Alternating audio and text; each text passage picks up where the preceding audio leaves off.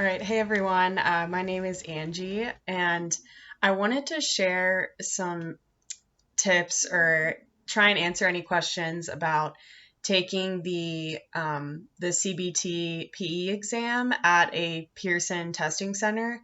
So I had taken the Power PE exam on December 7th, 2020. And so for people who were taking the Power PE exam, you all know that it was canceled. We were supposed to take it as paper and pencil.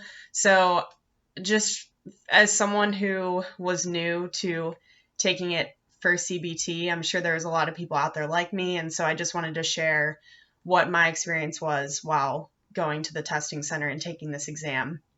So I did take this exam in DC. And so this is what my experience is based off of a DC testing center. It could be different, varying from state to state, but just wanted to let you know. And hopefully this will help just like with the general, what you're provided, what questions they ask, things like that. So when I did go to the testing center, as soon as you walk through the door, they ask you to sanitize your hands. And then they have a lot of papers on the wall that are taped to the wall that are about the coronavirus. So we received, or you should have received, a similar email where you can look up by your state, or in this case by DC, what the guidelines are as to whether you are allowed into the testing center or not. For DC, they had asked, on this piece of paper, they had asked about if you have been in contact with anyone that has had the virus, if you have been quarantining, like you haven't traveled outside of DC in the past 2 weeks. I'm trying to think. There were a couple other things, but like I said, we got this summary, or you can look it up from the email that they had sent us. But so all of that is on the wall right when you come in. And then all of the chairs are spread out. They're all 6 feet apart. So that was nice.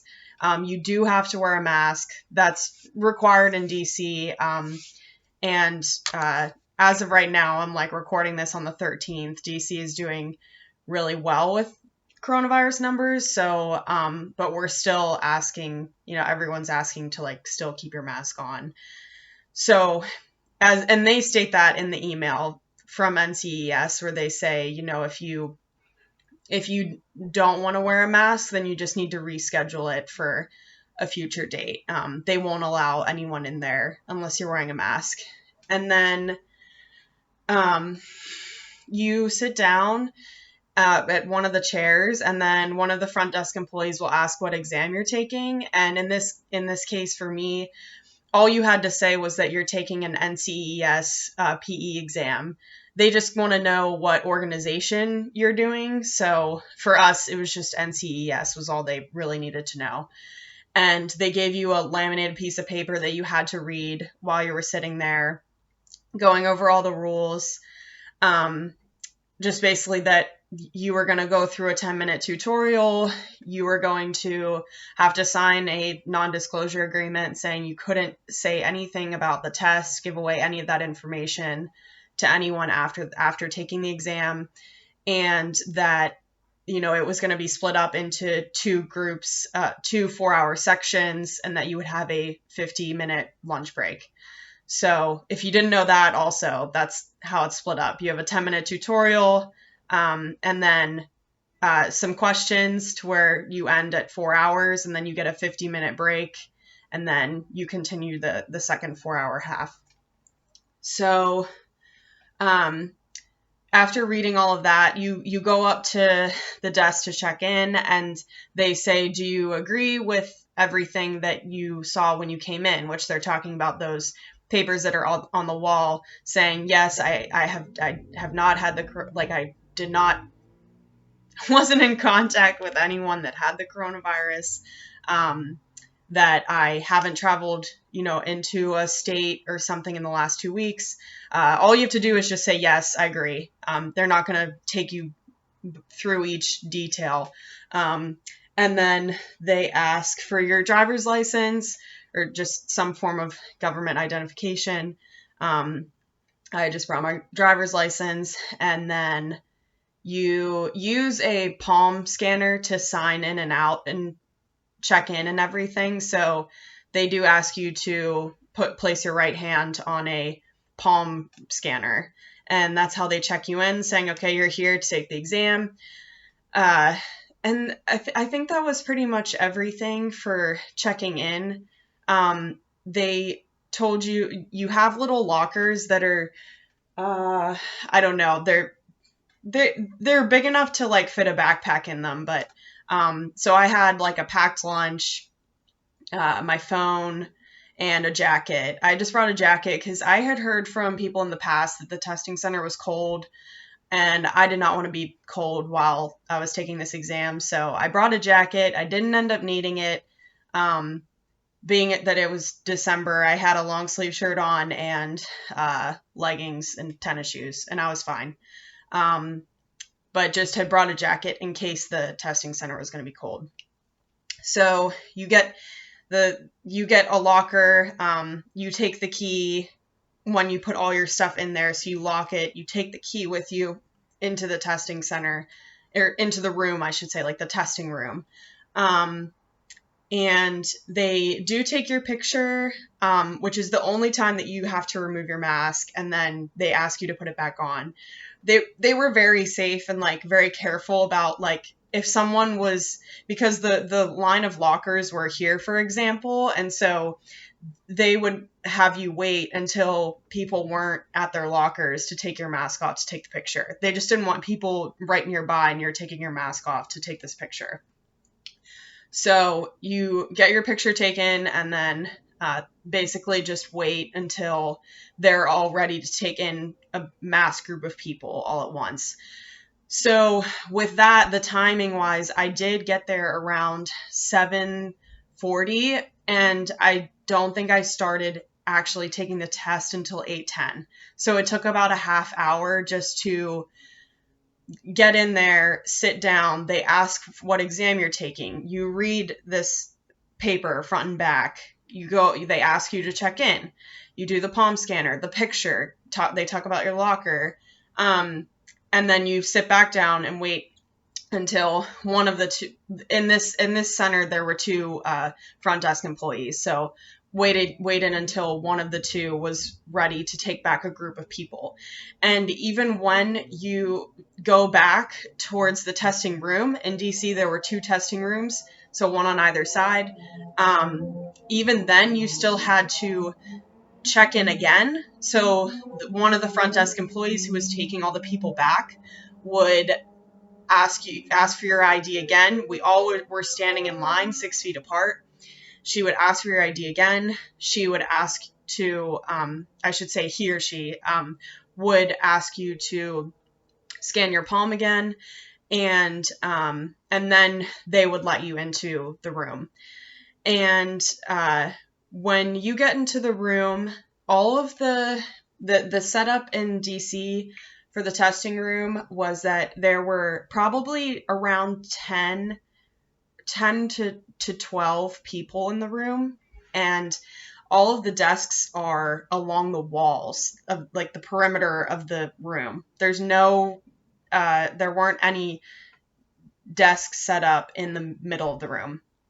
So there was about maybe 4 or 3 desks along the edge, then another maybe 6 or 7 along the back wall, and then maybe another 3 or 4 along this wall, and then at the back here is where the front desk employee was just watching everything. So that was kind of how it worked for checking in. So like I said, I probably started my exam around 8:10 and went through the 10-minute tutorial, went through the rest of the questions, or like the first half of the exam, then had a 15-minute break, then had another second section. Some questions that people have asked me so far is what do you get? For the PE exam, what I did was I brought 2 calculators, just a spare, and that was on NCEES's website. It was just suggesting in case for whatever reason one of the calculators was to not work or die or whatever, that you would have a backup. So I had, in the testing center, I had these 2 calculators. I had my locker key and I had my license. Those were the only 4 things I had in the testing center. When you are sitting there, they do have a, I would call it like you have expo markers and then, white paper that's maybe it's longer than a normal piece of paper. So I would say it's same width, 8.5 inches, but probably 16 or 15 inches long. It's not 8.5 by 11, and it's engineering style. So it's graphed. There's squares along the whole piece of paper. You have your expo marker. And they say, like, if the marker doesn't work, just raise your hand, ask for another one. For the paper, this was front and back, they had 6 sheets of it. And like I said, it was this weird laminated type of paper. It wasn't like printer paper that you would use the expo markers on. 6 pieces, and it was front and back. So you, I guess, would have 12 total pieces of paper that you could use to write stuff down. For me in particular, I think I only use 3 or 4 pieces of paper. It helps when you're kind of doing a practice exam to just see how much paper you're using and just to make sure that you don't exceed the 12 pieces of paper that they'll be providing you. But it's not that big of a deal. You just, if you need more, you just ask. But it's just one of those things where you're trying to not take up test time. So just limiting the amount of times you have to ask for someone to come over and help you. They also do provide you with noise canceling headphones, and you can ask for earbuds too if the noise canceling headphones are uncomfortable or whatever. The entire time you're in the exam, you do have to keep your mask on. I heard stories that people had gotten yelled at other testing centers to like keep their mask completely, covering their face, nose and mouth, and just to keep that in mind for when you're practicing, to just think about like maybe even having the mask on for a practice exam, just to get used to that. So if you're wearing a mask for 8 hours or 9 hours and you see that that's uncomfortable, maybe getting a different mask. And then what else? So another thing that someone had asked was about bathroom breaks. You can take an unscheduled bathroom break, they call it, or some other unscheduled break at any point in time. However, the timer keeps going for your exam. So I tried to not, I didn't take an unscheduled bathroom break at all. I just sat there, got through the first half. Then when I had my 50-minute lunch break, went to the bathroom, did everything else that I needed to do. So like, unless you're doing well with time, which in my head, when I was going into this, I knew I was going to need the full 8 hours. So I just waited until my 50-minute break to then go to the bathroom or whatever else like you needed to just like take a break from, just to do it after the first 4-hour section. So those were 2 things, like unscheduled break does take up your time. Paper wise, you do get paper. The references are like, you get one computer screen and the references are on the left-hand side and the exam's on the right-hand side. So you do get all the references that NCEES tells you in advance, like here's the references we're going to be giving you. So that was nice. And then one thing that I did just remember that I myself was unsure of is that you are allowed to go outside of the testing center to get food for lunch. Now, this is in the DC testing center. Could be different depending on the testing center that you go to, but just a heads up. I personally just packed a lunch because I didn't want to be wasting time, so I just had something there in the locker ready to go for when I needed my break.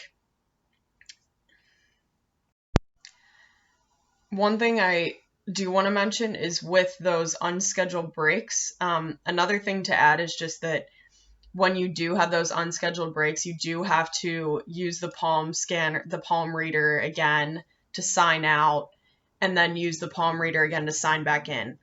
I personally had a lot of trouble with these palm scanners, and I don't know if it was just me being, I couldn't even tell you. We had to put hand sanitizer on every time before we would put our palm on the reader. I don't know if that's what was making it not work, but when I was trying to check out for my 50-minute lunch break, we were trying to do everything just to get myself checked out. I was using my right hand, putting it down, trying to flatten my fingers. They were having me switch to my left hand, trying that, rubbing my hands on my pants to like dry them or who knows what.